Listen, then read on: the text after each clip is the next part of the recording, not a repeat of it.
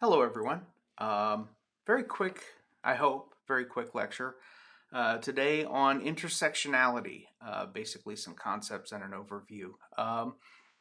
Broadly speaking, one of the things that I want to observe about teaching sociology that's kind of frustrating is that to teach it, we sort of have to break everything down into sort of distinct and discrete chunks, and then look very closely at that and consider each sort of piece. And the problem is, of course, that while you have to do that to sort of be able to zero in and focus on particular features of the social world itself actually operates in a way that all of these things are kind of constant, ongoing, and always in operation.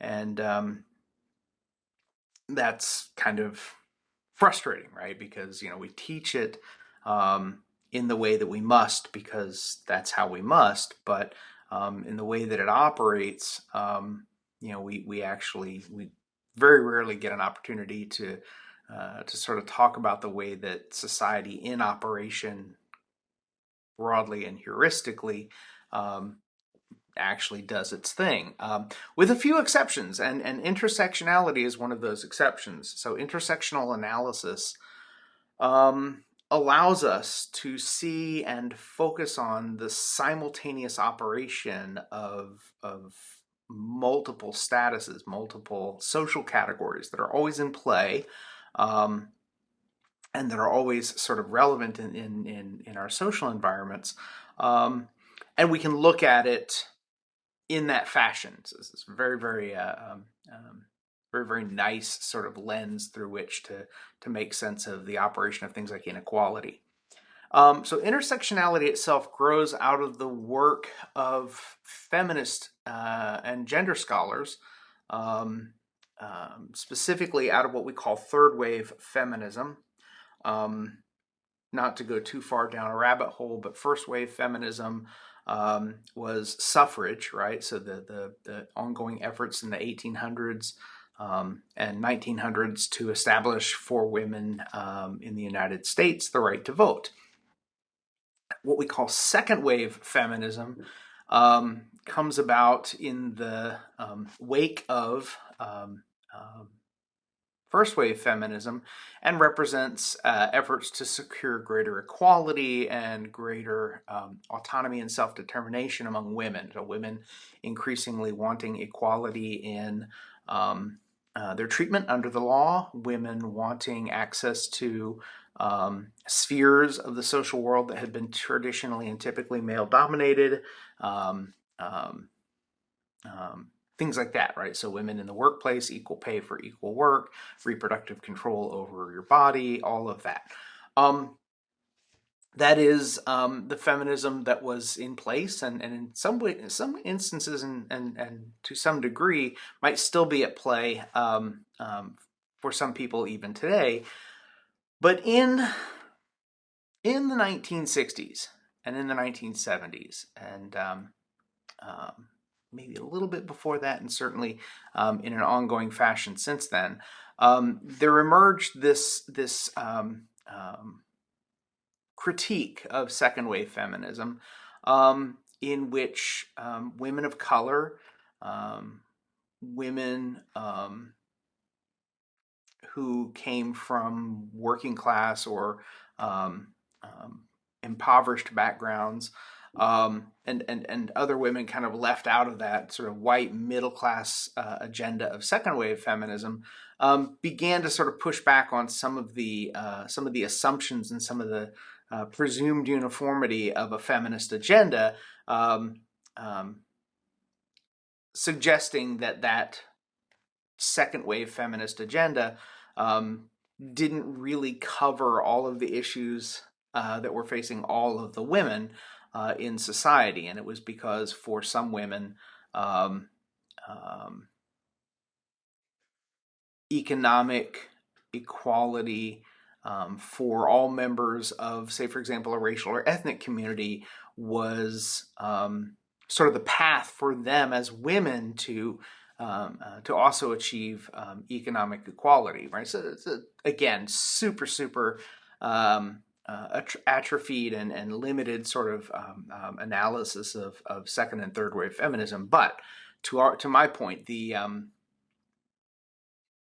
analysis that comes out of that, or one of the analyses that comes out of that, is this notion of an intersectional analysis, in which the focus on inequality is organized around a recognition that multiple social categories are simultaneously in play, and that they intersect with each other, which is where we get the notion of intersectionality. So the easy way to explain this, I hope, is for each of us to think about the fact that we occupy multiple social statuses. Remember, a social status is a socially defined position that a person can occupy. So, for example, I have a racial identity. I have an ethnic identity. I have a gender identity. I have a sex category. I have a sexuality. I have a degree of able-bodiedness, right? And countless other things, right? So, and I occupy all of those statuses simultaneously. I am never just a man, and I am never just male, and I am never just heterosexual, and I am never just white. I am all of those things all of the time. So, as we've seen, looking at stratification and inequality, we can see that stratification and inequality operate along ascribed statuses. Men are in a position of advantage economically, socially, and politically relative to women. Males are in a position of social privilege. When it comes to gender, right? People who are cisgendered, right? People whose gender aligns with their underlying sex category have advantages over people who are transgender. Whites have advantages over non-whites. Able-bodied people have advantages over disabled people. And so being in the dominant position in one of those statuses or those category hierarchies is going to create privilege for us. And privilege is, privilege consists basically of all the benefits and consequences of being in the dominant category in any one of those social hierarchies. So if you have advantages in more than one social category, right, you're enjoying kind of a dominant position across many different aspects or dimensions of your life.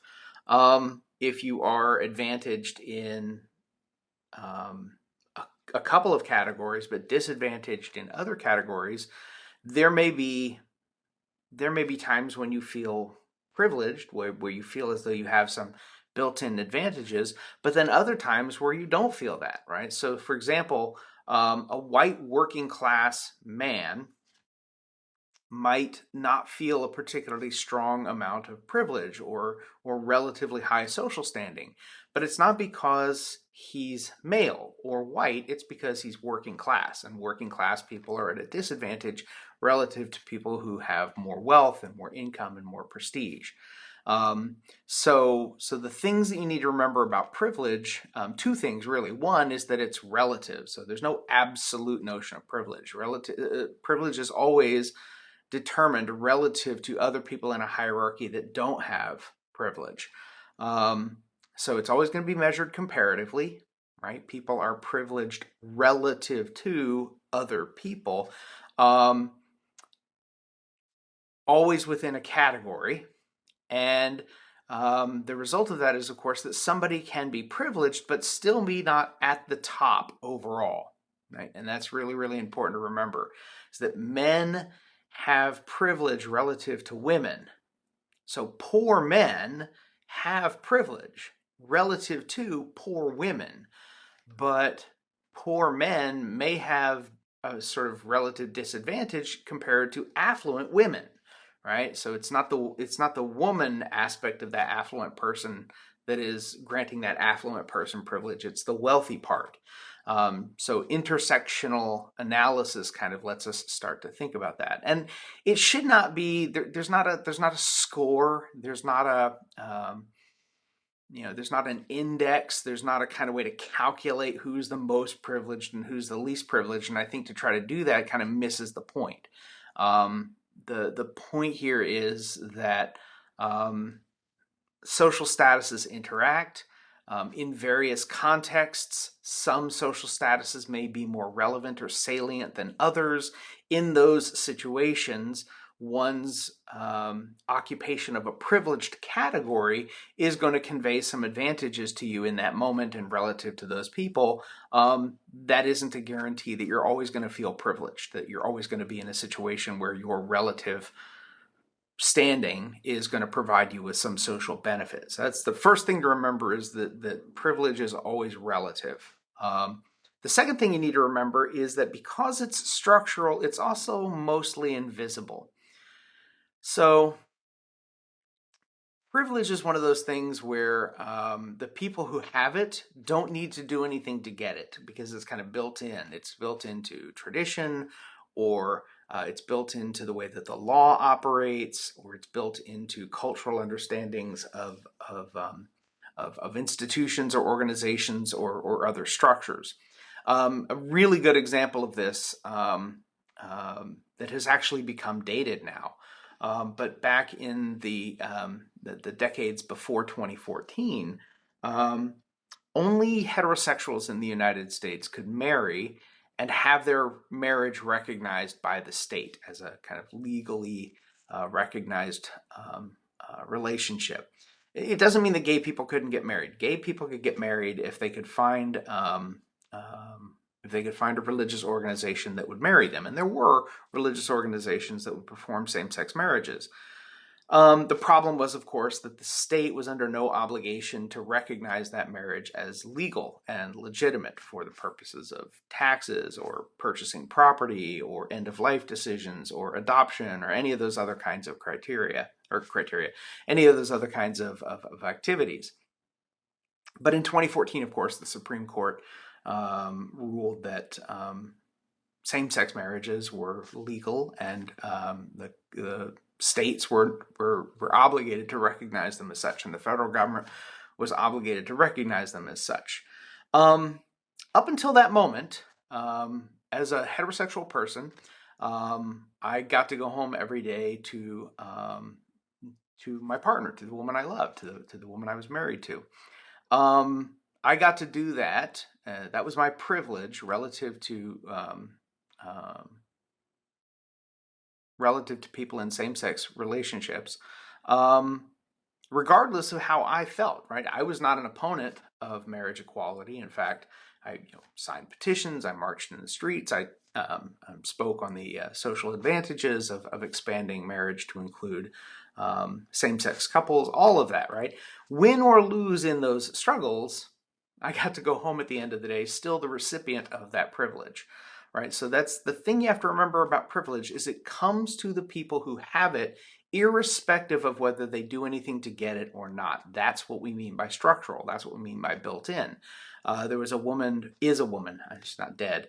There is a woman named Aida Hurtado who wrote a book back in the late 80s or early 90s called The Color of Privilege that I thought was really good. And she had a quote in there that summed it up quite nicely. She said, I'm paraphrasing now, but she said that people with privilege can be infinitely good because they are never required to be personally bad, right? And that's part of the reason why privilege is so hard to see, is because the people who have it can be on the right side or the socially just side of an issue, and whether they win in those struggles or not, they're still going to be the recipients of that privilege. So because it doesn't require an individual level oppression or effort to deprive somebody of an advantage, then there's no real way that a person gets their hands dirty, so to speak. So again, these can be really, really subtle things, like being able to be reasonably assured that on television your group is going to be positively represented, or that you're never going to be asked to speak up on behalf of your group. No one ever says to me, "So, Professor Graham, like as a white person, tell us what it means to be." Right? I'm never asked to be the spokesperson for my race in a way that, I've seen people say, so you're from Latin America, you're from South America, Central America. What's it like to be a Hispanic in the United States?